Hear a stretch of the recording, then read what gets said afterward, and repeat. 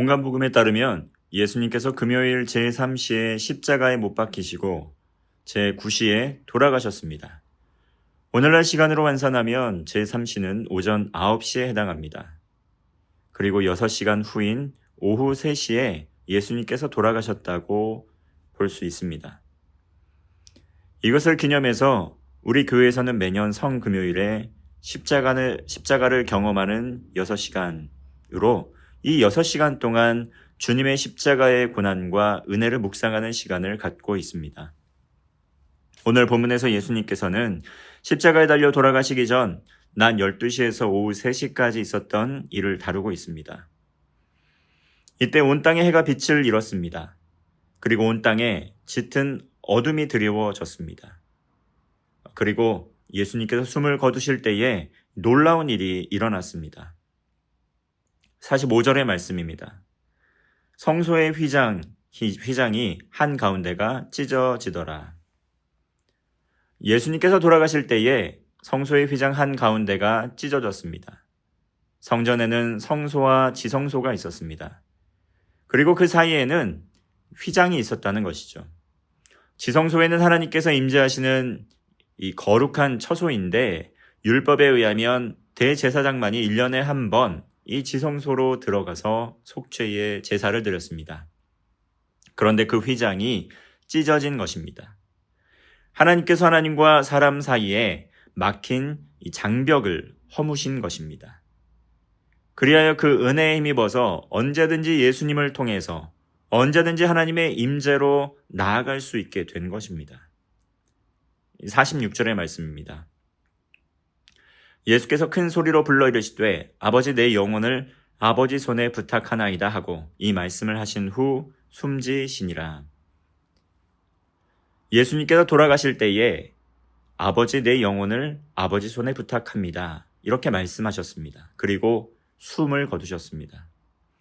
그러나 예수님의 죽으심, 또 예수님의 십자가의 죽음은 영원한 죽음은 아니었습니다. 왜냐하면 예수님께서 사흘 만에 이 죽음에서 부활하셨기 때문입니다. 그러므로 예수님의 십자가의 죽음은 끝이 아닙니다. 부활을 위한 새로운 시작이었다는 것입니다. 사랑하는 성도 여러분, 우리의 삶에서도 절망이 있을 수 있습니다. 고통스러운 상황이 있을 수 있습니다.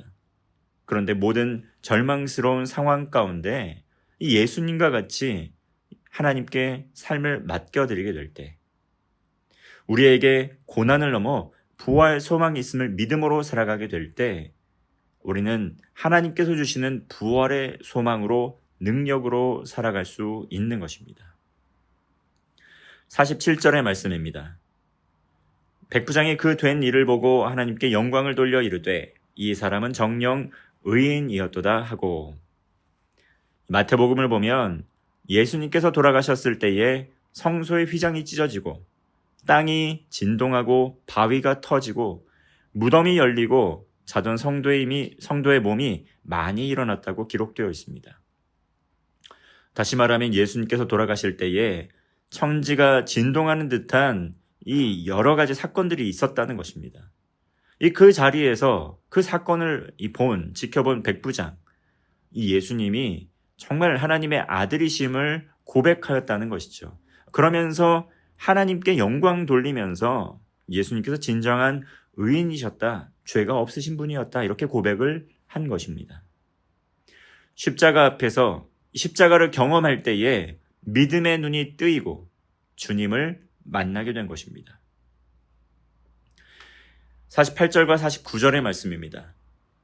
이를 구경하러 모인 무리도 그 된 일을 보고 다 가슴을 치며 돌아가고 예수를 아는 자들과 갈릴리로부터 따라온 여자들도 다 멀리 서서 이 일을 보니라. 예수 그리스도의 십자가 앞에서 많은 무리들이 가슴을 치며 애통하며 돌아갔습니다. 정말 이 십자가의 사건을 구경하러 왔던 이들조차도 그 십자가의 은혜를 경험했습니다. 그 참혹한 십자가 앞에서 그들도 애통했고 가슴을 치며 돌아갔습니다. 예수를 알았던 사람들, 또 갈릴리로부터 따라온 여자들이라고 기록하고 있던 이들도 주님의 십자가 죽음을 앞에서 목격하였습니다. 특별히 50절과 51절 말씀을 보면 공회의원으로 선하고 이로운 요셉이라는 사람이 있으니 그들의 결의와 행사에 찬성하지 아니한 자라. 그는 유대인의 동네 아리마대 사람이요 하나님의 나라를 기다리는 자라. 그리고 공회의원이며 선하고 의로웠던 아리마대 요셉, 그가 나옵니다. 그는 예수님의 십자가형에 찬성하지 않았던 예수님의 제자였고 하나님의 나라를 기다리던 사람이었습니다. 그는 빌라도에게 용기 내어 주님의 시체를 내어달라 이렇게 부탁을 합니다. 비록 예수님께서 십자가에 달려 돌아가셨지만 그 죽음을 자신의 힘으로 막을 수는 없었지만 주님의 그 명예로운 장례를 위해서 안위를 돌보지 않고 용기 내어 예수님의 마지막 장례를 준비한 것입니다. 유대인들은 이 장례를 굉장히 중요하게 생각했습니다. 명예로운 죽음을 중요하게 생각했습니다. 그렇기 때문에 자신이 할 수 있는 최선의 것으로 예수님의 장례를 준비한 것입니다.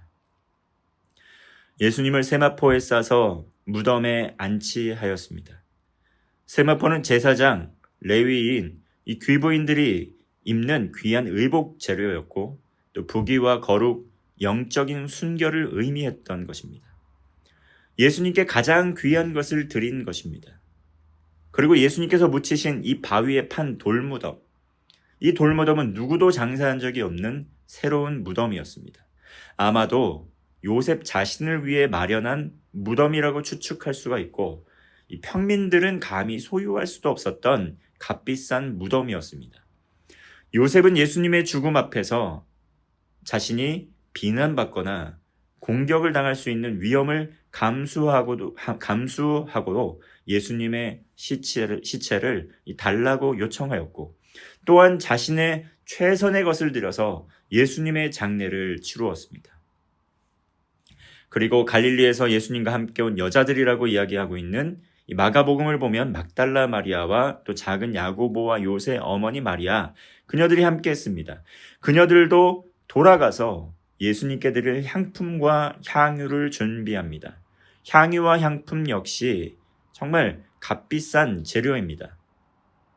이들 모두 주님의 이 장례를 준비하면서 가장 귀한 것을 내어 드려 준비하였다는 것입니다. 이 요셉은 고난 중에도 하나님의 계획이 진행이 되고 있었고 또 그것을 소망하며 주님의 마지막 가는 길을 또 함께 하였습니다. 우리 역시 절망 속에서 믿음으로 행해야 하는 순간이 있음을 알게 합니다. 예수 그리스도의 죽음으로 지성소와 성소를 가로막는 휘장이 찢어졌습니다. 이제는 예수 그리스도를 믿는 믿음으로 말미암아 우린 언제든지 주님의 임재 가운데 나아갈 수 있게 되었습니다. 날마다 주님을 예배할 수 있습니다. 날마다 주님께 기도할 수 있습니다. 우리의 소원을 간구하며 믿음으로 살 수 있게 되었습니다. 주께서 십자가에 달려 돌아가신 사건, 그 사건 자체만 바라보면 절망과 고통뿐입니다. 그러나 이 주님의 십자가 희생으로 말미암아 우린 하나님과 관계가 회복되는 구원의 길이 열리게 되었습니다. 예수 그리스도를 믿음으로 말미암아 죄사함 받고 구원받은 우리 모두 부활의 영광이 예비되어 있습니다. 그러므로 아무리 절망적이고 고통스러운 상황 중에 있을지라도 이러한 고통, 이러한 고난, 이것 또한 지나가게 될 것입니다. 주님을 믿는 믿음으로 구원받은 성도들에게 궁극적으로 부활의 소망이 예비되어 있다는 사실을 믿으시고 붙드시기를 바랍니다. 말씀을 마무리하겠습니다. 요셉과 여인들, 또 예수 그리스도의 죽음 이후 신실하게 장례를 또 치르며 주님의 장례 예식을 최선을 들여 지켰습니다. 우리 또한 주님의 십자가의 죽음을 묵상하고 이 죽음에서 부활하신 예수 그리스도를 우리의 최선을 다해 깊이 또 준비하며 기억하며 묵상하는 시간을 가지시기를 바랍니다. 또한 우리 주님께서 하늘에 오르신 그대로 반드시 다시 오실 것임을 약속하여 주셨는데 그 약속, 그 예수 그리스도의 재림을 또 믿음으로 준비하는 성도가 되시기를 주님의 이름으로 축원합니다. 기도하겠습니다. 사랑과 은혜가 충만하신 하나님 아버지, 우리들의 죄 때문에 십자가에 달려 죽으신 그 주님의 대속의 은혜에 감사를 드립니다. 무덤에서 다시 사신 부활의 주님을 찬양합니다. 우리 모두 주님의 임재 속에서 살며 신실한 청지기로 살게 하여 주시고 날마다 성령 충만한 가운데 마음과 뜻과 정성을 다하여 예수 그리스도의 재림을 준비하고 부활을 소망하며 믿음으로 살아가게 하여 주옵소서. 이제 부활주의를 앞두고 있습니다. 오늘 하루 주님의 십자가의 은혜와 또 부활의 영광을 준비하는 가운데 가장 귀한 예물과 주님을 향한 가장 귀한 예배를 준비하며 나아가는 하루 되게 하여 주옵소서. 예수 그리스도의 이름으로 기도하옵나이다. 아멘.